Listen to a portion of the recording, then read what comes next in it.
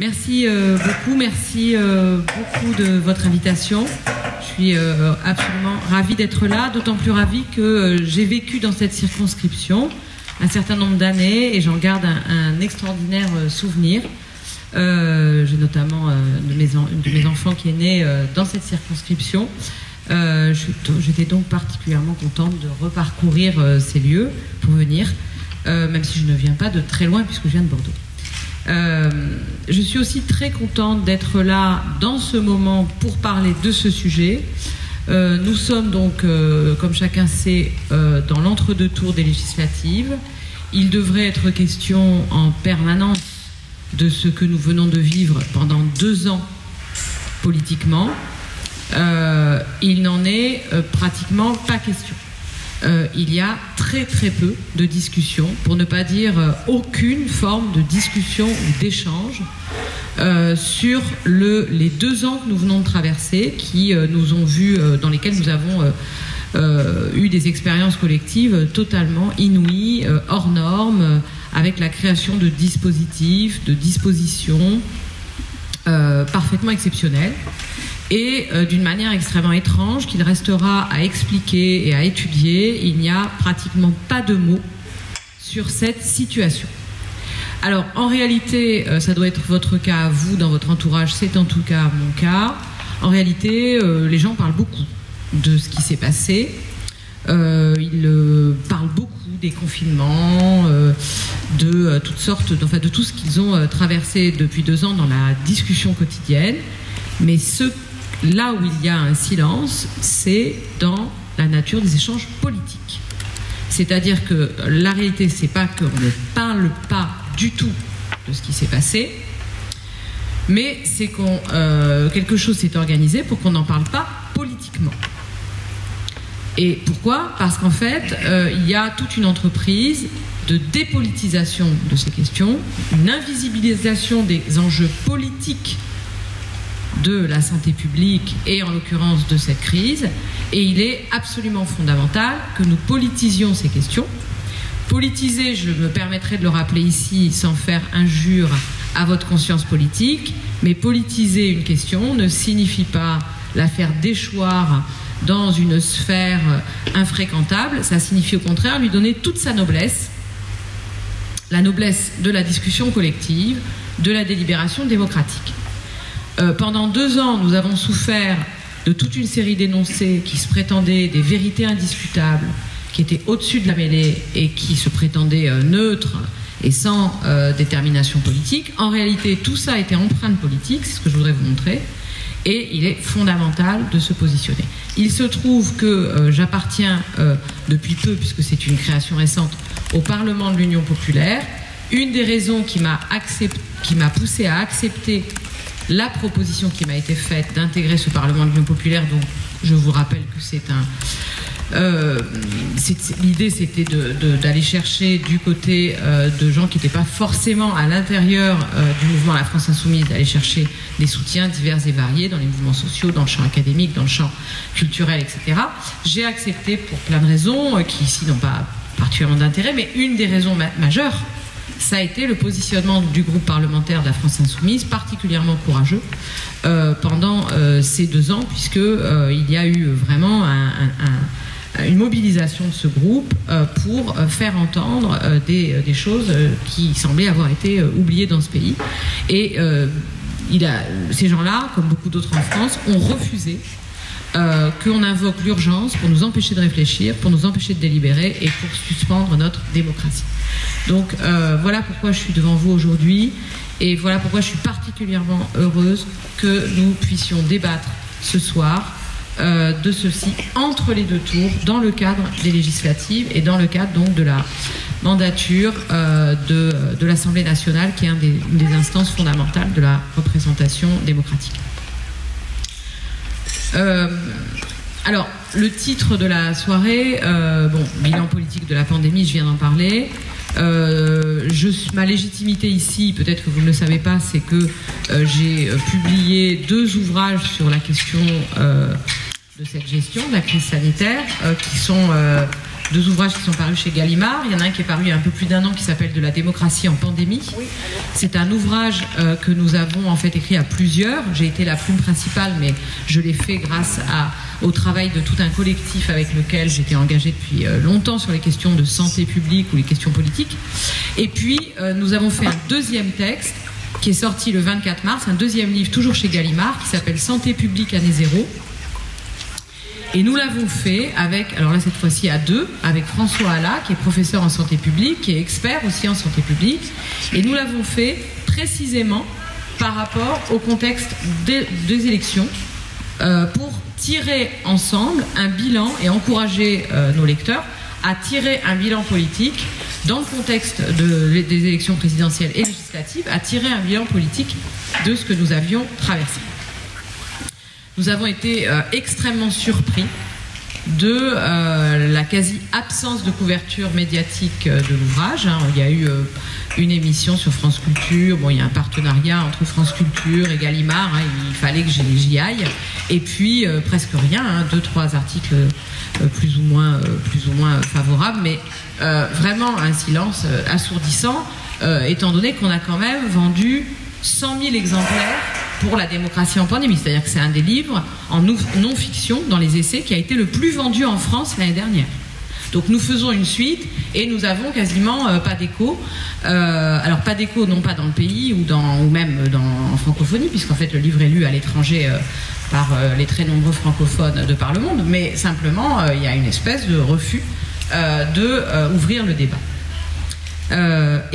Toute la campagne, vous me confirmerez pour ceux qui ont participé à cette campagne présidentielle et législative, confirme ce refus de parler qui ne vient pas des citoyens, j'insiste, je ne crois pas qu'on puisse le dire, mais qui vient de tout un personnel politique et médiatique qui n'a pas envie finalement que l'on revienne là-dessus. Or, si nous ne revenons pas sur ces 2 ans, dès le mois de septembre ou octobre, devant une nouvelle phase de remontée des infections ou devant l'arrivée d'une autre épidémie, nous serons comme si nous étions face à une année zéro, comme si nous n'avions jamais réfléchi, comme si nous n'avions aucun outil. Donc tout recommencera de manière permanente, dans un présent permanent, et nous serons incapables de penser ce qui nous arrive, et on restera dans cet état de sidération. Donc il est fondamental de passer à la posture qui permettrait d'imaginer qu'on a un peu de maturité politique sur ces questions, à la posture du bilan. Et ce bilan, il doit être contradictoire, c'est-à-dire qu'il faut absolument qu'on soit capable de discuter de ce bilan, qu'on soit capable de ne pas être d'accord sur ce bilan sans que ce soit forcément un drame et sans que s'installe immédiatement la dramaturgie du camp des amis et du camp des ennemis. Il faut être capable de discuter de manière adulte sur ces questions, ce qui a été rendu impossible par une infantilisation qui n'a pas cessé depuis le début. Donc je voudrais vous donner quelques éléments de repère. Je ne vais pas ici vous redonner toutes les thèses, les prises de position qui ont été les nôtres parce que ce serait beaucoup trop long, mais je voudrais vous faire part de mes dernières découvertes sur le sujet parce que j'aime bien, plutôt que m'écouter répéter toujours la même chose, j'aime bien apporter des choses nouvelles. Et il se trouve que je viens de relire de près, là, pour les besoins d'un article, les analyses du philosophe Michel Foucault, que vous connaissez peut-être, qui est un philosophe très précieux en la matière, puisqu'il a travaillé sur la question des épidémies, et en particulier les enjeux politiques de la gestion des épidémies. Et très curieusement, on a très peu entendu parler de Michel Foucault pendant 2 ans, en France et à l'étranger, alors que c'est l'un des philosophes dans le monde les plus célèbres, les plus reconnus, mais il en a été très peu question. C'est quand même une véritable énigme sur laquelle on a essayé d'apporter, avec mon collègue qui a co-rédigé cet article, qui va apparaître cet été, mais peu importe, on a essayé d'apporter un éclairage là-dessus. Donc je vous dirai pas tout sur ce petit article, parce que l'idée c'est pas de dévoiler toutes nos clés d'analyse là, dans ce texte, mais ça peut être intéressant de rappeler que l'épidémie de Covid n'est pas la première épidémie contagieuse, parce que vous savez qu'il y a des épidémies qui sont contagieuses, d'autres non. Il y a des pandémies qui sont... pandémie, ça veut dire la récurrence de cas pathologiques à diffusion mondiale, en fait. Donc vous avez une pandémie d'obésité, une pandémie de cancer, etc. Mais donc, pandémie ou épidémie ne veut pas dire nécessairement contagiosité. Et puis vous avez les épisodes infectieux contagieux aigus, et c'est pas la première fois qu'on a affaire à ça, évidemment. Notre espèce est habituée à faire face à cela. Elle a développé des éléments d'analyse, des prismes, des outils, etc. Et donc c'est assez curieux de faire comme si c'était la première fois. Et là, aujourd'hui, j'aimerais vous parler de trois épidémies du passé, même s'il y en a une qui est toujours très importante aujourd'hui. L'épidémie de sida, et puis la lèpre et la peste. Parce que Foucault, qui est mort du sida d'ailleurs, n'a pas eu le temps de développer l'analyse du sida. Il en est mort, mais il n'a pas produit de travail sur le sida. En revanche, son œuvre a eu un énorme effet dans les communautés des patients atteints de sida, puisqu'il a été beaucoup lu. Son compagnon Daniel Defer a fondé l'association AIDE, donc vous imaginez l'impact que la pensée de Foucault a pu avoir dans la communauté du sida. Mais ça, c'est post-mortem, en quelque sorte. Mais en tout cas, Foucault, lui, il a développé des analyses sur la peste et sur la lèpre, et il a montré qu'il y avait deux modèles de gestion politique complètement différents, qui pouvaient s'articuler, mais qui n'étaient pas les mêmes. Et on a aussi cette épidémie de sida. Alors, pourquoi je vous parle d'abord du sida? Parce que c'est un virus, le sida, qui nous a amené ce qu'on appelle en santé, c'est très connu dans le monde de la santé, c'est moins connu dans le grand public, ce qu'on appelle la démocratie sanitaire. Comment est-ce possible? Alors évidemment, c'est pas la grâce d'un virus qui nous a apporté la démocratie, puisque plus généralement, il faut savoir que la démocratie, personne vient vous la apporter sur un plateau. Ni un virus, ni un grand homme, ni un président, ni un ministre, ni même une assemblée nationale n'apporte la démocratie. La démocratie, il faut la conquérir. Il faut que le démos, le peuple, qui est le sujet, l'agent de la démocratie, se l'arroge, cette démocratie. Donc c'est évidemment pas le virus du sida qui est venu apporter la démocratie en santé. Et ce n'est pas non plus la loi Kouchner qui vient sanctionner le terme de démocratie sanitaire dans la loi française, ce n'est pas non plus Bernard Kouchner qui est venu apporter, ou le législateur qui a voté la loi Kouchner qui est venu apporter la démocratie.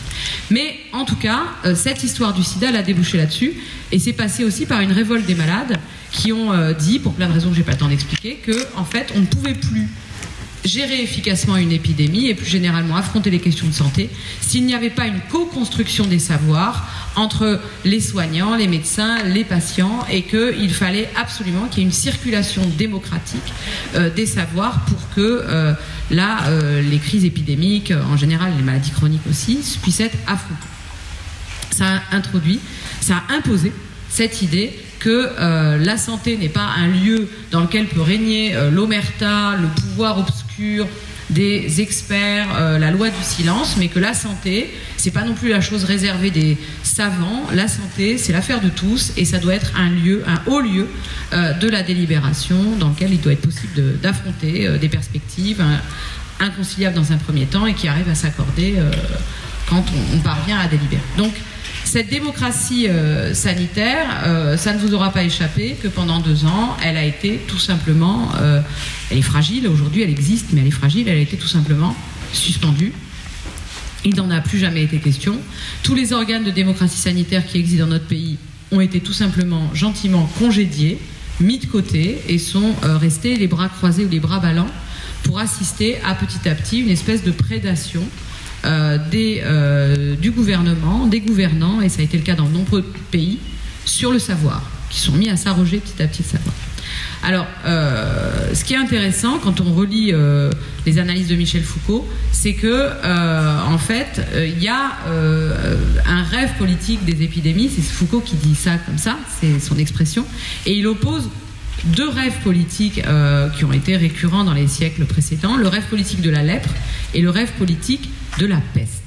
Le rêve politique de la lèpre, ça consiste essentiellement à exclure les lépreux, les mettre à l'extérieur de la communauté, au fond les discriminer, les disqualifier et les réprimer en quelque sorte, en les annulant. Et en quoi ça pourrait faire rêver?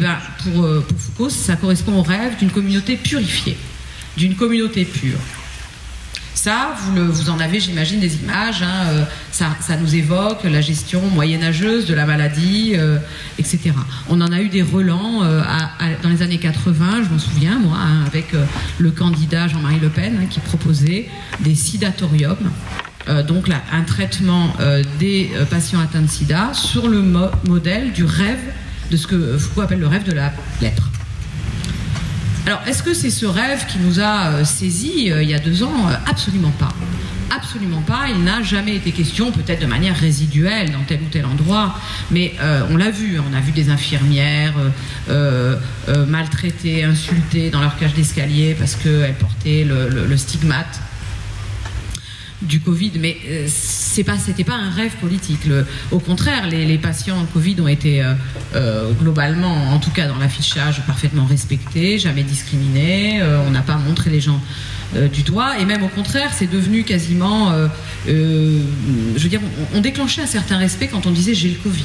Ah bon, tu l'as attrapé, alors comment tu vas? Est-ce que tu te sens bien? Vous vous souvenez de toutes ces conversations un peu étranges parce que le Covid, pour beaucoup de gens, en particulier les gens jeunes qui n'avaient aucun problème, etc., c'était pas quelque chose qui mérite que immédiatement on déclenche un plan hors sec autour de la personne. Hein. Il n'y avait pas de quoi fouetter un chat. C'était extrêmement redoutable sur des personnes âgées, une partie des personnes âgées, et sur des personnes avec des facteurs de comorbidité, où là, ça pouvait être absolument catastrophique et il fallait absolument mettre en place des procédures de soins et de protection. Mais sur beaucoup de gens, le Covid, si vous voulez, c'était, vous le savez, maintenant tout le monde le sait, voilà, c'est quelque chose, vous êtes porteur du virus, voilà, vous avez éventuellement des symptômes et puis c'est tout. Mais ça a déclenché une sorte d'attention, de respect, etc. Donc on n'est pas du tout dans le rêve politique de la lèpre, hein, vous me l'accorderez. Alors, il y a un autre précédent inverse, c'est le rêve politique de la peste. Le rêve politique de la peste ne correspond pas à ce qu'on appelle d'habitude les pestiférés. Vous savez, quand on dit les pestiférés, c'est les gens qu'on met à l'extérieur. Ça, dans l'analyse de Foucault, c'est les lépreux. Mais en réalité, dans le rêve politique de la peste, il a des analyses magnifiques, il explique que c'est le moment où, au contraire, tout le monde va être concerné par la peste. On ne va pas du tout exclure les patients concernés. De toute façon, tout le monde est concerné hein, par le... voilà. On va se donner un espace totalement quadrillé où tout le monde sera inclus. Et le but, ça va plus du tout être de réprimer, d'éradiquer. Le but, ça va être au contraire de produire de la santé, d'inclure. Et ce faisant, d'imposer à toute la société une normalisation extrême, sans plus aucune limite, où on va se mettre à tout normaliser dans l'espace, dans le temps, dans les modes de vie, dans les déplacements, etc. Et ça correspond pour lui, c'est tout à fait emblématique à ce qu'il appelle l'émergence. Alors il dit qu'au Moyen-Âge, on a déjà ce rêve politique de la peste qui s'expérimente, mais pour lui, ça va devenir la forme parfaitement emblématique de nos sociétés disciplinaires qui fonctionnent à la norme, à la normalisation. Et pour lui, ça correspond, alors il y a une citation intéressante, hein, il s'agit au fond de produire une population saine. Bon, c'est surtout, ce que je voulais vous dire, c'est le moment merveilleux où le pouvoir politique s'exerce à plein. Ce rêve politique de la peste et non de la lèpre, c'est le moment merveilleux où le pouvoir politique s'exerce à plein, le rêve politique d'un pouvoir exhaustif, d'un pouvoir sans obstacle, d'un pouvoir entièrement transparent à son objet. Et ce qui va être typique de ce pouvoir sans fin, c'est qu'il va sans cesse s'appuyer sur un savoir, et un savoir qui va se référer, en l'occurrence, assez rapidement, à la science et à ses normes. Donc nous serons tous pris dans un quadrillage, nous serons tous mesurés en permanence par rapport à la norme. Alors, s'il y a eu un rêve politique du Covid, et c'est mon point de vue, je l'ai défendu depuis la démocratie en pandémie, eh bien, il a ressemblé d'abord, dans un premier temps, énormément à ce rêve politique de la peste. Il ne s'agissait pas d'exclure, il ne s'agissait pas de réprimer les malades, il s'agissait au contraire de quadriller tout le monde dans les normes de l'épidémie. Nous avons tous été transformés en patients. Il faut bien comprendre que depuis 2 ans, et nous le sommes encore aujourd'hui, nous sommes sous passe sanitaire à l'heure actuelle. Comprenez bien que nous sommes sous passe sanitaire à l'heure actuelle. Si nous n'avons pas montré notre statut vaccinal tout à l'heure, c'est uniquement parce que le dispositif du pass a été pour l'instant désactivé, mais il peut être réactivé dans 2 jours, sur décision des autorités, du gouvernement et des autorités. Et en l'occurrence du gouvernement, qui a la main et qui peut appuyer sur le bouton. Donc nous sommes, à l'heure actuelle, considérés comme des patients. Vous me direz, c'est toujours le cas, puisque dans une politique de santé qui est une politique de prévention, tout le monde est patient. Même les gens qui ne sont pas encore nés sont déjà des patients, puisqu'ils sont surveillés à l'état d'embryon, de fœtus, etc. C'est vrai. Mais là, nous sommes des patients, si vous voulez, à haut risque. Et donc, la surveillance est beaucoup plus étroite. Et donc, on a basculé dans un monde où nos droits sont conditionnés par un certain nombre de respects de devoirs antécédents. C'est l'inversion pure et simple de notre histoire juridique, qui en l'occurrence remonte notamment à l'état libéral, à l'état de droit libéral, qui pose des droits antécédents et qui certes liste des devoirs, mais qui ne conditionne jamais le respect des droits au respect antécédent des devoirs. Voilà, il y a une inversion assez extraordinaire. Mais c'est ceci pour dire que ce genre on est là dans une sorte de régime d'exception, puisqu'on perturbe totalement les fondamentaux de l'état de droit, est venu se justifier sur le fait que nous étions tous des patients à risque pour nous-mêmes et à risque pour les autres. Donc on est complètement dans le quadrillage de la peste. Alors, nous avons donc été transformés, nous sommes encore en un agrégat de patients, donc confinés ou déconfinés. Là, nous sommes déconfinés, mais nous pouvons être reconfinés dès le mois de septembre. Je suis désolée de vous annoncer ces nouvelles assez accablantes, mais c'est un fait. Personne ne peut dire aujourd'hui, vu ce qu'on sait des coronavirus, et vu ce qui s'est produit, et vu l'absence de bilan politique et l'absence de discussion politique sur ce qui s'est passé, personne ne peut dire aujourd'hui, bon ça y est, les confinements c'est terminé, ça n'aura plus lieu. Il n'y a même pas eu de discussion sur la pertinence de ces confinements. Personne ne s'est engagé à dire écoutez, les confinements c'était hyper efficace, à partir de maintenant on va confiner dès qu'il y aura des problèmes de contagiosité. Personne ne s'est engagé à dire le contraire. Tout le monde reste extrêmement prudent et ne dit rien. Voilà, ce qui est quand même extrêmement problématique. Donc ça veut donc dire que pour l'instant il n'y a pas de bilan qui est tiré, donc on peut être reconfiné dès la prochaine poussée épidémique. Nous sommes également testés, donc là on est actuellement sans cesse testé, retesté, négatif, positif. Mais vous voyez, quand vous êtes négatif, positif, vous êtes dans le quadrillage du rêve du Covid. C'est-à-dire que vous êtes toujours en relation à ce Covid, même si vous n'êtes pas personne à risque. Et puis enfin, vous êtes vacciné, revacciné, non vacciné, vous avez refusé de vacciner. Bref, vous êtes pris dans un quadrillage. Enfin, vous, nous, moi aussi, hein, donc évidemment. Alors, ça c'est la première chose, mais sous les apparences d'une politique universelle au service de tous, dans l'inclusion, hein, un vocabulaire extrêmement à la mode dans la Macronie. Il faut être inclusif, donc ça va bien. Eh bien, en réalité, vous avez très vite vu que ce pouvoir sans obstacle n'a pas cessé de traquer les résistances à son pouvoir, n'a pas cessé de traquer les déviances, réelles ou supposées, hein, pour finalement se mettre à repérer, normaliser ce qu'il considérait comme, je cite Foucault, des anormaux. Très beau cours de Michel Foucault au Collège de France. Au risque de la maladie, c'est vite ajouté celui de l'individu dangereux, qui est devenu en fait le vrai problème de ce pouvoir. Alors c'est l'individu qui brave les confinements, qui profite du fait qu'il n'y a que des auto-attestations pour aller s'acheter 3 fois de suite des gâteaux secs ou pour promener 10 fois son chien alors que son chien a envie de rester chez lui. C'est le profil de l'individu qui brave les couvre-feux dont personne n'a jamais tiré le moindre bilan et dont la communauté scientifique, sur lequel la communauté scientifique ricane, hein, tant cette histoire de couvre-feu n'a strictement aucune pertinence sur le plan de la santé publique. En tout cas, on n'a pas le moindre début d'un commencement d'une donnée probante sur l'efficacité de cette affaire de couvre-feu. Hein. Mais voilà, ne pas suivre le couvre-feu, c'était ça véritablement le problème. Ensuite, on a le patient, le jeune relâché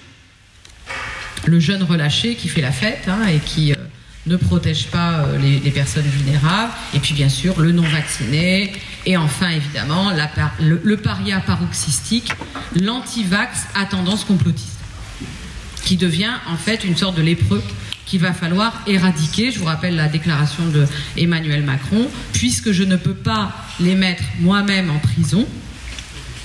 La fameuse déclaration au journal du dimanche, hein, c'est bien ça, au JDD, hein, avec sa petite sortie extrêmement vulgaire que je crois que tout le monde connaît, que j'ai pas envie de rappeler, mais puisque je ne peux, donc là dans la même interview il faut quand même relire les mots du président de la République, puisque je ne peux pas moi-même les mettre en prison, il me faut les réduire.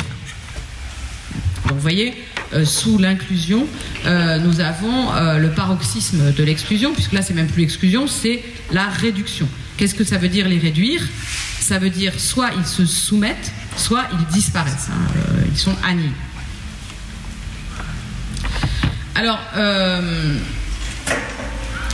on a eu cela, et on a eu, comme dans les analyses de Foucault, un discours qui se veut scientifique, mais qui est en réalité, qui confine, pour parler comme Foucault, au grotesque, puisque c'est un discours, je cite Foucault, parento-puéril. C'est le discours de l'autorité sur la vérité. Je sais la vérité, c'est moi qui sais, je t'explique. Alors ça donne... chez Foucault, la réactivation d'un discours essentiellement parento-puéril, parento-enfantin, le discours du parent à l'enfant, hein, le discours de la moralisation, discours enfantin, discours de béaba. Hein. Alors effectivement, on nous a expliqué qu'il fallait se laver les mains. On nous a expliqué pourquoi il ne fallait pas mettre de masque, pourquoi il fallait absolument en mettre, pourquoi ne pas en mettre était l'équivalent d'une conduite criminelle, même quand on était seul dehors dans la forêt. On nous a expliqué que le masque se portait sur le nez, vous vous souvenez, qu'on prenait le train, tous les rappels permanents, ne pas faire la bise à ses grands-parents, protéger nos anciens, etc. Et à la veille de Noël 2020, un exemple formidable, le gouvernement nous explique au nom de la science que pour Noël, vous pouvez être effectivement plusieurs à table, au nom de la science, mais 6 maximum. Et pas un. Alors on voit bien que l'enjeu là n'est pas vraiment de soigner ou de faire de la médecine, c'est de discipliner, normaliser, hein, et on va accumuler un nombre de propositions totalement fausses, hein, d'un point de vue scientifique, qui sont encore assénées, hein, dans l'espace public. On va par exemple nous raconter que la vaccination par ARN messager, alors moi je travaille avec des soignants qui organisent la vaccination, qui vaccinent et qui soignent des patients atteints de Covid, et je leur fais confiance, je fais confiance à leur expérience clinique, parce qu'ils en ont quand même développé une, et ils me disent que les vaccins à ARN messager, qui ont des limites certes, semblent être vraiment utiles pour un certain nombre de patients à risque, et donc ils travaillent avec ces produits. Ça leur convient très bien et je le comprends, et c'est pour ça que moi j'ai soutenu dans des tribunes le fait qu'on accélère la vaccination pour les personnes à risque et qu'il fallait mettre le paquet pour aller vers les personnes qui avaient un système immunitaire assez bon pour que ça marche, ces vaccins, mais qui étaient suffisamment à risque pour que ce soit justifié dans le bénéfice. Donc moi, si vous voulez, j'ai participé à des tribunes favorables à ces vaccins. Mais après, il faut arrêter de raconter n'importe quoi. Ces vaccins sont pas du tout au point sur certaines choses. Ils ne marchent pas du tout bien sur les personnes qui ont une mauvaise immunité. Donc voilà, il ne s'agit pas de cette panacée qui vous protégerait définitivement. Ils ne marchent pas très longtemps. Il faut très rapidement une nouvelle dose. Après, il y a un débat là-dessus. Il y a d'autres personnes en lesquelles j'ai totalement confiance qui disent que si, en fait, ça marche assez longtemps sur les personnes pour lesquelles c'est indiqué. Mais en revanche, ils ne protègent absolument pas de l'infection et de la contagiosité. Donc, le caractère altruiste de la vaccination n'est pas établi. Vous pouvez avoir une vaccination qui a un intérêt pour la personne vaccinée et qui a aucun intérêt pour les autres. En l'occurrence ici, c'est ça qui se dessine. C'est qu'en fait, les personnes vaccinées restent contagieuses. Donc l'idée qu'il faut se vacciner pour protéger les autres, ce n'est pas sérieux. Ce n'est pas vrai. De même, l'idée que la vaccination, il faut tous la faire, y compris les enfants, parce que du coup on va avoir l'immunité de groupe ou l'immunité de troupeau, c'est tout simplement faux. En tout cas, il n'y a pas le moindre début d'une donnée probante permettant d'établir que ces vaccins ARN messagers vont nous permettre de conquérir une immunité vaccinale. Et cela, nous, dans la communauté scientifique au sens large, moi je travaille avec des gens de santé publique, des experts de santé publique qui sont dans des organes internationaux, on le sait depuis longtemps. On le sait au moins depuis les premiers retours en vie réelle d'Israël. Israël a fait le pari du Green Pass. Je vais revenir sur le Green Pass pour finir mon intervention. Israël a fait le pari du Green Pass qui était entièrement fondé sur la notion, sur la croyance ou l'espérance que ces nouveaux vaccins avaient été très efficaces sur le plan altruiste. Pourquoi pas au début, à la limite. Bon. Même si Pfizer et Moderna ne l'ont jamais vendu sur ces arguments. Jamais. Pfizer et Moderna, on peut leur reprocher énormément de choses, je le fais, mais sur l'argument pour promouvoir leurs produits, ça a toujours été un intérêt individuel pour les personnes à risque sur les études qu'ils ont menées avec les scientifiques de leur laboratoire. Alors, là, après, ça pouvait être intéressant d'essayer d'imaginer que ça allait aussi nous apporter une protection de groupe, protection des autres. Très bien, moi je comprends qu'on ait eu envie d'y croire et je ne jette pas la pierre, loin de là.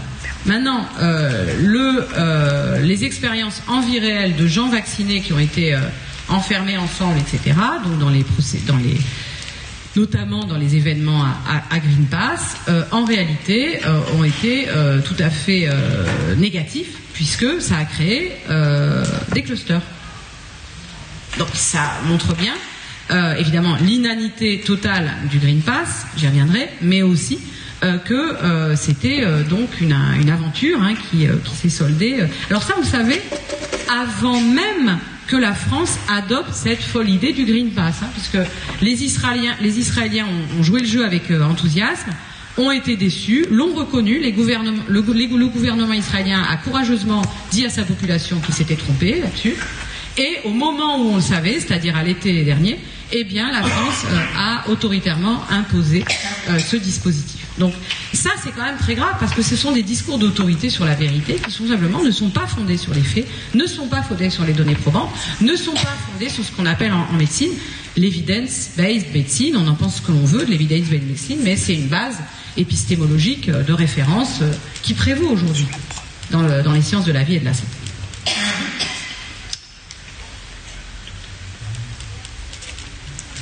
Alors, on est arrivé à cette situation absurde que vous avez tous connu, que doté du pass sanitaire, vous pouviez aller n'importe où sans qu'on vérifie rien du tout, et alors même que vous étiez contagieux et en l'occurrence dangereux pour les gens vulnérables.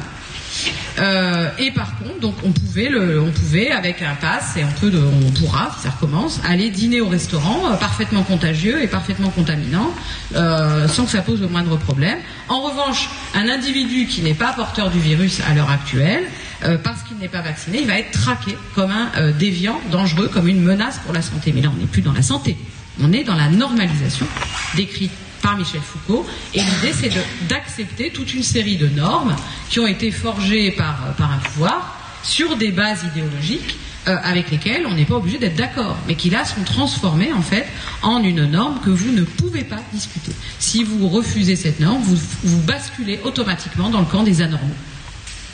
Et on voit bien que l'affaire, elle n'est pas ici sanitaire. En un sens, oui, la maladie là n'est plus le Covid. La maladie, c'est le fait de ne pas être vacciné. Donc là, il y a une sorte de perturbation totale des choses. Alors, la grande différence avec le rêve politique de la peste décrit par Foucault, c'est que dans le rêve politique de la peste qu'il décrit, vous avez tout un bataillon de cette société de surveillance. Vous avez les surveillants comme en Chine aujourd'hui. Vous avez les surveillants de quartier, vous avez les surveillants de district, vous avez toute une armée, tout un personnel qui est là pour quadriller le territoire. Mais dans le nouveau libéralisme autoritaire qui s'est déchaîné à l'occasion de cette crise épidémique, il n'y a plus personne en fait qui est là. Il n'y a plus de personnel, il n'y a plus de service là. Il n'y a plus ce bataillon d'êtres humains tatillons qui sont là pour vous surveiller. En fait, ça se passe comment? Ça se passe directement entre les injonctions des autorités, du gouvernant et du gouvernant en chef, du chef de l'État, qui décide de tout en dernier ressort. Il s'autodésigne d'ailleurs lui-même pendant la crise, pendant 2 ans, comme chef des armées, comme chef de guerre. Je vous rappelle, nous sommes en guerre, communication de guerre, union sacrée, bataillon, défilé sur les Champs-Élysées, remise des médailles aux héros. Nous avons toute la rhétorique de la guerre, tout le monde, l'Assemblée nationale doit faire l'union sacrée. S'il y a des groupes parlementaires qui se rebellent, ce sont des parias. Il faut leur demander de sortir de l'Assemblée. Vous vous rappelez de la sortie de Véran. Sortez d'ici. Voilà. Donc ça dit très bien. Olivier Véran, qui je le rappelle, est aujourd'hui, c'est merveilleux, responsable des relations avec le Parlement. On a rarement vu quelqu'un insulter à ce point les parlementaires et le Parlement, donc. Mais il se retrouve aujourd'hui, c'est l'ironie de l'histoire, responsable des relations avec le Parlement. Donc, vous voyez cette logique-là. Tout ça pour dire que, au fond, l'idée générale, c'est que vous avez le chef suprême qui, en fait, lance les injonctions, les normes. C'est lui qui fabrique la norme. Alors, en l'occurrence, on sait maintenant qu'il est aidé par des cabinets de consultants privés, dont le plus célèbre est McKinsey, qui a été le véritable cerveau de cette gestion de la crise sanitaire. On y reviendra. Cabinets de consultants privés qui n'ont pas la moindre connaissance dans le champ médical, sanitaire et de santé publique. D'ailleurs, c'est pas leur problème ni leur agenda. Je ferme la parenthèse. Donc, ce chef d'armée, ce chef de gouvernement, appelez-le comme vous voulez, produit la norme ou la coproduit avec l'aide d'experts, de cabinets, on y reviendra. Et en face, il a un agrégat d'individus, c'est-à-dire nous tout seuls, qui sont eux-mêmes reliés à lui par des appareils automatiques, en l'occurrence smartphone et dans le pire des cas, ordinateur. Mais idéalement smartphone. Comme ça va en temps réel, à flux tendu, et c'est parfait. Et donc l'individu est... vous voyez, il n'y a plus ce bataillon. L'individu, c'est lui qui produit de la data. C'est lui qui produit les tests, c'est lui qui va aller le chercher, il se bat pour se faire tester, c'est lui qui va aller chercher les injections, il est en compétition avec les autres pour avoir la piqûre, c'est lui qui va produire toutes sortes de données, évidemment, dans le meilleur des cas, il va même produire des données sur ses déplacements, c'est vraiment le big data, la production de données massives, et ce sont des données entièrement forgées, formées, formatées par la norme. Donc, vous voyez, il n'y a plus... alors là, que deviennent les soignants? Vous allez me dire. Eh bien, soit ils font rien, c'est-à-dire qu'ils n'ont rien à voir avec la crise épidémique. Le cas typique de médecins libéraux qui n'ont jamais ni vacciné, ni fait quoi que ce soit, ni même vu un patient Covid, puisque de toute façon, le but, c'était qu'ils ne les voient pas. Soit, si on a besoin d'eux, ce sont de purs prestataires de services. Ils accomplissent des actes taylorisés auxquels ils ne comprennent rien. De toute façon, on ne leur demande pas de comprendre. Ils vissent des boulons, ils serrent des vis et des clous, et puis c'est tout. Ils n'ont pas voix au chapitre.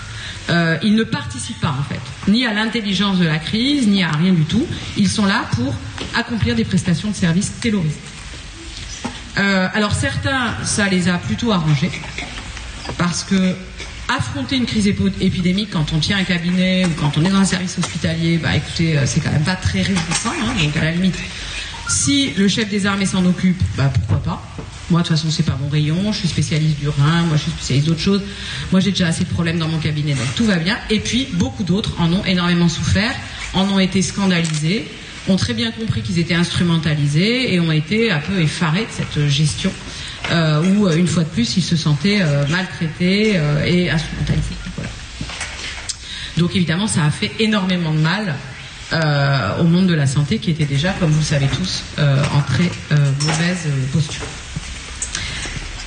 Alors, ce savoir des soignants ce savoir des soignants sur la crise, il a été complètement mis de côté, mais aussi le savoir des experts, car contrairement à ce qu'on croit, quand on n'est pas à l'intérieur de la machine, moi j'ai la chance d'y être à l'intérieur de la machine puisque je travaille avec des gens qui sont dans ces organes d'expertise et qui ont travaillé dans les cabinets, qui ont géré la crise H1N1, qui ont affronté la crise H1N1 et là qui ont été à l'intérieur de la machinerie Covid.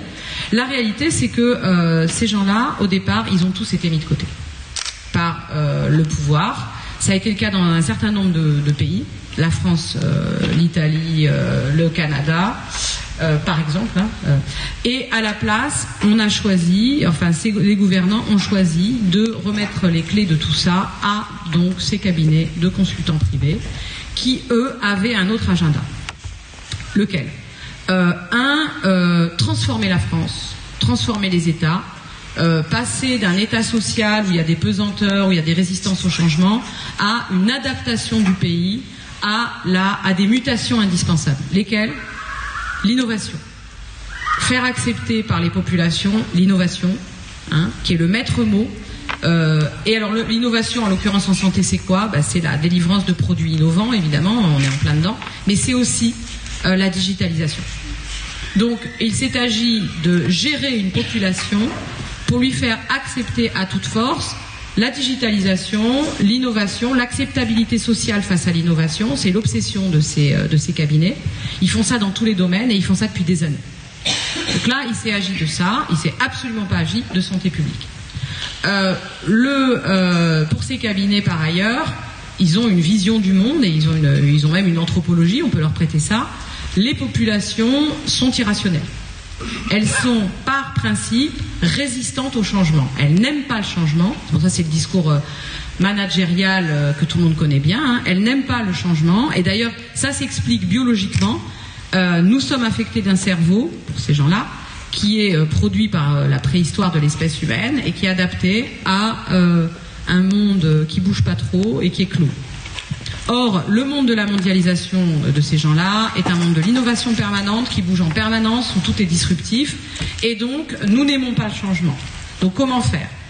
Il faut développer une ingénierie sociale pour nous faire accepter le changement. Et les crises peuvent être une très bonne occasion.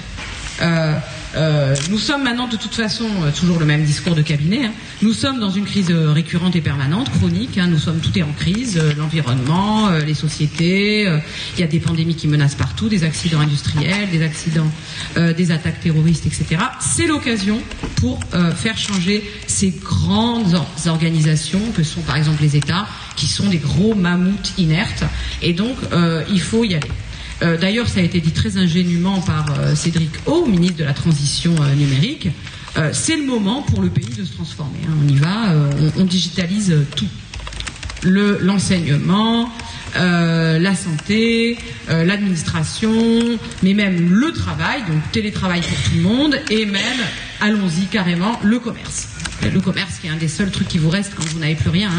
Aller chercher votre objet, votre marchandise à côté de chez vous. C'est pour certains assez important, parce que c'est la seule relation sociale qui leur reste. Même ça, si vous voulez, l'idée c'est de digitaliser. Avec le projet, par exemple, vous avez vu pendant la pandémie, digitalisation des petits commerces. Donc on va jusqu'au bout dans le discours de l'innovation et de la mondialisation. Parce que quand vous achetez quelque chose sur Amazon ou en e-commerce, votre acte est totalement mondialisé. Au lieu que ce soit un acte local, en partie locale, il devient intégralement mondialisé. Donc on est là-dedans. Alors ça a été ça l'enjeu, entre autres. Et pourquoi ils font ça? Parce que ce nouveau libéralisme autoritaire qui nous impose la mondialisation heureuse, qui nous impose ce conte de fées auquel plus grand monde ne croit sur la mondialisation heureuse, il est aujourd'hui au pied du mur. Il est aujourd'hui au pied du mur parce que, justement, le récit qu'il nous a vendu, qui a fait rêver les années 80 et même un peu les années 90, a commencé à se fissurer dans les années 2000 et est en train de largement s'abîmer aujourd'hui. Simplement, il ne faut pas croire, et il serait naïf, que de penser que la crise, les maladies, les épidémies, le dérèglement climatique vont tout régler et que ce récit va disparaître de lui-même. Non, parce que n'importe quel pouvoir tient à rester au pouvoir et à se réinventer à l'épreuve des crises. Et le néolibéralisme, le nouveau libéralisme autoritaire, il ne faut pas le sous-estimer. Il a un siècle d'existence théorique.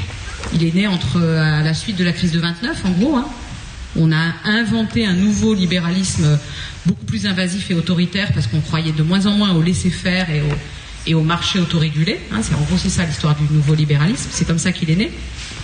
Et il a eu une capacité de métamorphose assez intéressante. Donc là, aujourd'hui, il y a une métamorphose qui s'organise du côté du nouveau libéralisme autoritaire que nous combattons, qu'il ne faut pas sous-estimer, et qui est en train de, en gros, s'imposer comme le bon gestionnaire de la crise. Avec un argument béton qui est que dans la crise, vous avez une multiplication d'urgences, les collectifs sont fous et irrationnels, Il faut donc isoler les individus les uns des autres, les mettre à l'abri chez eux, chacun chez soi, le rêve politique du néolibéralisme, chacun confiné dans son foyer, et il faut donner les clés à une vision globale pour réadapter la société à la crise. Voilà. Donc là, ce qu'il faut bien comprendre, et c'est le but de mon intervention ce soir, c'est que s'il n'y a pas une mobilisation intellectuelle et politique pour comprendre de quoi il s'agit, de ce qu'on a vécu, en particulier en France, en Italie et au Canada, je vous dirai pourquoi je cite toujours ces 3 pays, si on ne comprend pas ça, eh bien écoutez, ça ne se fera pas tout seul. Donc s'imaginer qu'il suffit de laisser faire le dérèglement climatique, il suffit de laisser faire le virus, et puis ils vont finir par comprendre, et un monde juste et humain nous arrivera sur un plateau, c'est une extrême naïveté. C'est toutes les tribunes qu'on a vues sur le monde d'après. Ça y est, le virus arrive, on va basculer dans le monde d'après. Un monde humain, un monde généreux, un monde écologique, un monde protecteur, etc. D'ailleurs, la preuve, on s'occupe des personnes âgées avec le Covid. Non, c'était ne pas voir toute cet enjeu de pouvoir politique, ce rêve politique qui s'est installé là, et qui n'a absolument pas protégé les Français de l'épidémie. Il y a des résultats sur le Covid qui sont catastrophiques en France, qui sont parmi les plus mauvais en comparatif sur les zones de cette ère culturelle. Ce sont des très mauvais résultats. Les personnes âgées qu'on a soi-disant protégées ont payé extrêmement cher. Elles ont été enfermées dans des EHPAD. Ça a été un désastre, à la fois sur le plan du Covid, mais aussi sur le plan de ce qu'on appelle en gériatrie le syndrome de glissement. Il y a eu une hécatombe de morts, mais si vous voulez, c'était des morts qui n'étaient pas visibles. Ce qui a été évité, c'était les morts visibles au pied des urgences. Mais c'était ça l'obsession. Ça n'a pas été de protéger la santé des gens. Et donc, on a aujourd'hui, on a appelé notre acte santé publique année zéro, on a un champ de ruines au niveau de la santé publique, une aggravation des tableaux sanitaires, du tableau sanitaire de la population, incroyable, à la fois sur le plan psychique, vous connaissez tout ça, ça a été quand même beaucoup dit dans les médias, mais aussi sur le plan somatique et sur le plan du Covid, les résultats ne sont pas bons. Et donc, avoir présenté cette politique comme un merveilleux bilan sanitaire, eh bien écoutez, c'est tellement impossible que même Emmanuel Macron ne l'a pas fait. Personne, peut-être à part Olivier Véran, au moment où il fait son discours pour dire au revoir, n'a pu se prévaloir d'un merveilleux bilan. En fait, ce bilan est catastrophique. C'est aussi pour cette raison que le ministre de la Santé a été rétrogradé. Comprenez bien que le ministre de la Santé, Olivier Véran, est passé dans l'ordre protocolaire du sommet à la fin du pot. Donc, il n'y a pas d'issue à cette stratégie. Il y a eu un échec de la violence du stop and go à la Boris Johnson, le laisser-faire complètement délirant des libertariens type Trump et Bolsonaro, ça a été un échec. Et il y a eu un échec du Canada, de la France et de l'Italie, qui sont des pays emblématiques du néolibéralisme. Le Canada de Justin Trudeau, l'Italie de Mario Draghi, la France d'Emmanuel Macron ont tous confié leur destin au monde de McKinsey. Un monde qui croit nous faire croire que imposer par de l'ingénierie sociale la digitalisation et l'innovation, ce serait agir pour la santé, ce serait produire de la santé. C'est une ineptie. Et il est temps et c'est un scandale, et il est temps de le dire. Or, quand on a parlé du scandale de McKinsey ces dernières semaines, a-t-on parlé de santé? A-t-on parlé de santé publique? Jamais. On a parlé uniquement d'argent. Bien sûr, c'est un scandale que des millions, voire des milliards, aient été d'argent au public, de notre argent, l'argent de la République, ait été déversé sur ce cabinet américain. Mais a-t-on parlé du contenu des PowerPoint de ce cabinet? Jamais. Donc il faut arrêter avec cette attitude de détourner les yeux. Les médias doivent faire leur travail, les politiques aussi. Beaucoup de gens se sont trompés, c'est normal, c'est pas grave, il faut le reconnaître et avancer pour que ça ne recommence plus. Voilà, c'était essentiellement cela que je voulais vous dire ce soir. Merci beaucoup. Donc c'est par rapport à votre présentation que j'ai trouvé très très intéressante. Je voulais juste rajouter quelque chose. Quand on parle de gestion, même si c'était une gestion de crise, il y a une dimension financière. Et à mon avis, c'est quelque chose que vous devriez rajouter à votre discours. Parce que le résultat, on peut dire, selon les critères sur lesquels on compare, comme on a fait mieux ou moins bien que les autres pays. Mais par contre, il y a un résultat qui est sûr, c'est qu'on a pris un endettement massif pour des résultats éminemment discutables. Et ça, je pense que ça faisait même partie de l'agenda. Puisque l'endettement a servi les populations et on va le payer maintenant. Je viens répondre là-dessus. Oui. Vous avez tout à fait raison et ça me permet une fois de plus, depuis quelques semaines, je l'ai fait depuis la sortie de ce livre, de vous signaler la sortie du livre de Maxime Combes, Un pognon de dingue, l'argent magique de la pandémie. C'est l'enquête que j'attendais depuis longtemps, parce que moi j'avais pas les outils, j'avais les outils santé publique, mais j'avais pas les outils financiers et économiques là sous la main, et je sentais bien. Nous sentions bien qu'il y avait une gestion de l'argent public extrêmement étonnante. Cette enquête-là montre très bien que, en réalité, c'est exactement les principes habituels de la Macronie. On dilapide les caisses de l'État pour déverser de l'argent sur les ultra-riches, les grandes entreprises, sans contrepartie. Et on a laissé dans la misère, par exemple, les étudiants qui se sont retrouvés tout simplement sans rien, mais absolument sans rien, à tel point que certains se nourrissaient, s'ils n'avaient pas de famille, par l'aide alimentaire. On a laissé les plus pauvres, en fait, on les a abandonnés à eux-mêmes. Et la classe moyenne, enfin, si vous me permettez cette catégorisation un peu floue, on a ceux qui avaient un emploi, etc. On a utilisé quelques leviers pour éviter toute forme d'émeute. Mais on a aussi déversé 10 000 € par mois sur les restaurateurs qui gagnaient de l'argent et rien du tout sur ceux qui étaient en difficulté. Avec cette idée que, après tout, tant mieux, c'est la destruction créatrice. Hein, c'est-à-dire qu'en gros, c'est Schumpeter, quoi. On va nettoyer le marché, enfin la sphère économique. Tous ceux qui sont un peu fragiles, ils vont disparaître. Et les meilleurs, on va les soutenir. Donc c'est la prime au succès et les perdants, on va les laisser couler. Donc en fait, on nous a présenté ça, il faut quand même le rappeler, comme le retour de l'État-providence. Mais c'est absolument un scandale. On a utilisé les finances publiques pour continuer cette politique totalement inégalitaire, et à la fin, et ça a été dans beaucoup de pays évidemment, à la fin, les plus riches ont vu leurs revenus carrément multipliés, et au niveau de l'arrivée de nouveaux pauvres, hein, au niveau de la pauvreté dans le monde, c'est un désastre qui a été créé par cette gestion de la crise. Donc je suis tout à fait d'accord avec ça. Oui, je voulais revenir sur la question difficile de approximation ou au contraire agenda extrêmement structuré, parce que c'est une question qui revient tout le temps et il est difficile d'y répondre. Alors j'y répondrai avec différentes couches. Le nouveau libéralisme autoritaire qui naît entre les deux guerres, non seulement il a un agenda, mais il a théorisé contre le libéralisme ancien, classique, qu'il fallait absolument avoir un agenda. Pourquoi? Parce que, en gros, le libéralisme classique est fondé sur l'idée, j'y vais à gros traits, mais vous me pardonnerez, il faut laisser faire. Il faut ne pas agir. Le gouvernant doit agir le moins possible. Il faut laisser faire les individus, laisser faire les processus sociaux, et ça se passera, en gros, pour le mieux. Dans les interactions sociales, marchandes, etc. Il y a une espèce de confiance dans les processus. Ça, c'est ce qui a animé, c'est la foi qui a animé les libéraux pendant très longtemps.